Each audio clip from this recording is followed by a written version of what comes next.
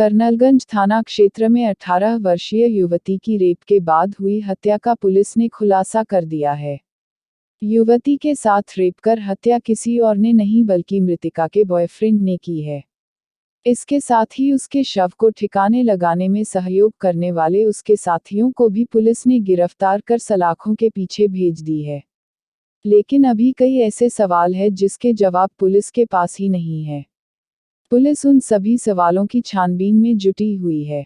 बता दें कि मृतका की परिवार की ओर से 24 जनवरी को दिए तहरीर के आधार पर मुकदमा पंजीकृत किया गया था, जिसमें वादी ने अमन सिंह राजपूत नामक लड़के पर आशंका जाहिर करते हुए कहा था कि उसने बेटी का अपहरण किया और हत्या की है। इस गंभीर सूचना को तत्काल मुकदमे में तब्दील करते हुए 5 टीमों का गठन किया गया था। अमन सिंह राजपूत को हिरासत में लिया और इनसे पूछताछ में एक कुएं के बारे में जानकारी प्राप्त हुई।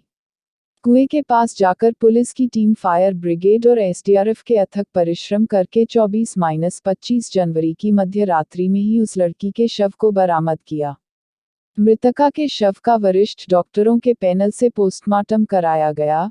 पोस्टमार्टम की रिपोर्ट और अमन सिंह राजपूत से पूछताछ और सीडीआर डिटेल्स के आधार पर इस पूरी घटना की परतें खुलती गई। प्रयागराज पुलिस वैज्ञानिक साक्ष्य जुटाने में जुटी हुई है। सभी वेजाइनल स्लाइड और वेजाइनल स्वाब का परीक्षण हो चुका है, उसमें कोई भी सीमेनन नहीं आया है। इसलिए लड़की के कपड़े और गिरफ्तार अभियुक्तों के कपड़े का डीएनए कराया जाएगा ताकि ठोस सबूत पेश किया जा सके। इसके साथ ही पुलिस की कुछ टीमें बुलाई गई हैं जो कुएं की गहराई में जाकर साक्ष्य का पता लगा सके। चूंकि कुआं 80 फीट गहरा है, काफी मशक्कत के बाद शव को निकाला जा सका था। इस पूरे प्रकरण में प्रयागराज पुलिस का लक्ष्य है कि वैज्ञानिक साक्ष्य हासिल करके दोषियों को कड़ी सजा दिलाएं। प्रथम दृष्टया पुलिस ने सफलता हासिल कर 3 अभियुक्तों को गिरफ्तार कर जेल भेज दिया है। इसमें 24 जनवरी को एक तहरीर के आधार पर मुकदमा पंजीकृत किया गया था, जिसमें वादी ने एक अमन सिंह राजपूत नामक लड़के पर आशंका जाहिर करते हुए कहा था कि उसने मेरी बेटी का अपहरण किया है और हत्या की है।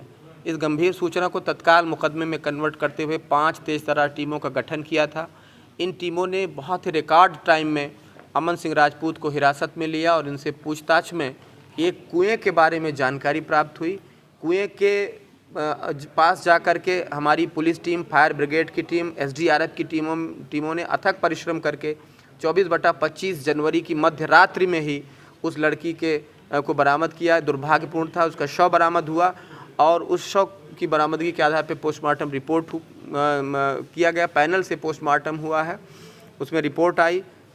इस अमन सिंह राजपूत के डिटेल्स के बारे में जानकारी की गई और उससे पूछताछ की गई, तो इसने पूरी घटना को फिर एक के बाद एक परतें इसकी खुली। सीडीआर एनालिसिस हुई। इसने बताया कि ये लड़का 10 महीने से इस लड़की से कांटेक्ट में था, व्हाट्सएप चैट और कॉलिंग के थ्रू इससे टच में था, लेकिन पिछले 2-3 महीने से ये शंका करता था कि लड़की किसी अन्य लड़कों से बात करती है। इस बेबुनियाद शंका पे ये नफ़रत करने लगा था, उसको बात में गालियाँ देता था। उसके बाद 22 जनवरी को इसने बहाने से किताब लेने और देने के बहाने से बुलाया था। दोनों हाथ से उसका नाक मुंह दबा दिया है। 2-3 मिनट दबाए रखने के बाद लड़की मूर्छित हो गई है। उससे दुराचार किया है। दुराचार करते समय ही लड़की चूँकि मूर्छित अवस्था में थी, उसके बाद इसने बॉडी को कुएं में डंप करना चाहा। तभी 1 या 2 लोगों की इसको आवाज़ें सुनाई दी, पकड़ो पकड़ो की। उस आवाज़ को सुनते ही ये भाग खड़ा हुआ।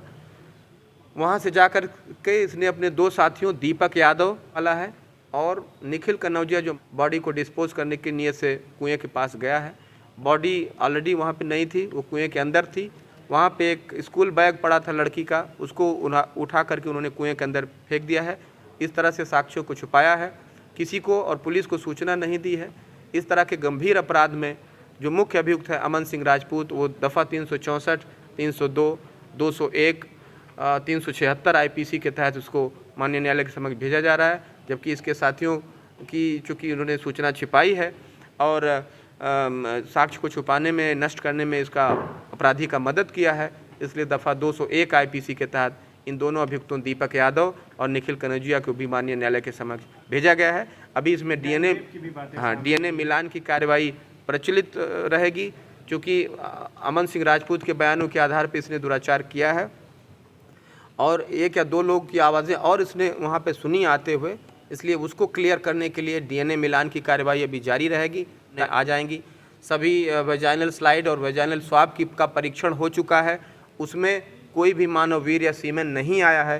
इसलिए जो लड़की के कपड़े बरामद हुए हैं और साथ ही साथ ये जो अभियुक्त आज पकड़े गए हैं, गिरफ्तार हुए हैं, उनके कपड़ों को एफएसएल भेजा जा रहा है ताकि वहाँ से यदि कोई डीएनए मिल सके और आगे की चीज़ें पुष्ट हो सकें, तो उसके लिए बहुत अविलंब इसके कार्रवाई की जा रही है। साथ ही साथ कुछ टीमें और बुलाई जा रही हैं ताकि कुएं का और गहराई से सर्च किया जा सके। पुलिस का लक्ष्य यही है कि वैज्ञानिक साक्ष्य हासिल करके इसको कलेक्ट करके और सज़ा दिलाने के काम इनको करना है। ये बहुत ही जघन्य और गंभीर अपराध है। पुलिस ने प्रथम स्टेज में सफलता हासिल की है। इन 3 कुख्यात अभियुक्तों को जेल भेजने का काम किया जा रहा है।